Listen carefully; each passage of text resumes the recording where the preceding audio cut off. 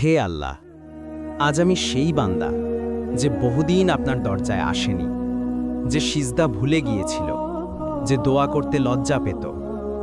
হে পরওয়ারদেগার, আমি জানি আমি আপনার কাছ থেকে অনেক দূরে সরে গেছি, এত দূরে যে নিজের পাপই আমাকে ভয় পাইয়ে দেয়। কিন্তু তবুও আজ রাতে আমি সাহস করে ফিরে এসেছি, কারণ আপনার দরজা কখনোই বন্ধ হয় না। হে আল্লাহ, আমার বুকের ভেতরে যে বোঝা জমে আছে, আপনি ছাড়া কেউ তা দেখেনি। মানুষ আমাকে শক্ত ভাবে, কিন্তু আপনি জানেন আমি ভিতরে ভিতরে ভেঙে পড়েছি। হে আমার রব, আমি আজ আমার প্রতিটি পাপের জন্য কাঁদছি। সে পাপ ছোট হোক বা বড়, গোপন হোক বা প্রকাশ্য।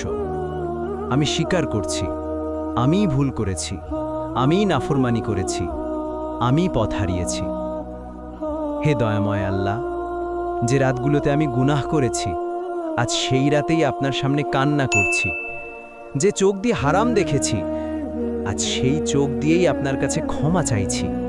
যে হৃদয়ে পাপ পছন্দ করত, আজ সেই হৃদয়ে আপনার দিকে ফিরে এসেছে। হে আল্লাহ, আমার নামকে সেই বান্দাদের তালিকা থেকে মুছে দিন যারা আপনার অবাধ্য, আর আমাকে লিখে দিন সেই বান্দাদের দলে যারা ভুল করলেও আবার আপনার কাছে ফিরে আসে। হে রব, আমার প্রতিটি গুনাহকে ক্ষমা করে দিন, আমার নফসের দাসত্ব থেকে মুক্তি দিন। যে পাপ আমাকে দূরে ঠেলে দিয়েছে, আপনার রহমত তাকে কাছে টেনে নিক। হে আল্লাহ, আমার সিজদাকে বানিয়ে দিন আমার জীবনের মোড় ঘোরানোর মুহূর্ত। আমার হৃদয়কে নরম করুন, আমার ঈমানকে জাগিয়ে তুলুন, আমার অন্তরকে পরিষ্কার করে দিন। হে দয়ালু আল্লাহ, আমার অতীতকে মাফ করে দিন, আমার ভবিষ্যৎকে হেদায়েত দিন, আর আমার বর্তমানকে আপনাকে পাওয়ার পথে সহজ করে দিন। হে আল্লাহ, আমি ফিরে এসেছি, যেভাবে একজন হারানো সন্তান মায়ের কাছে ফিরে আসে।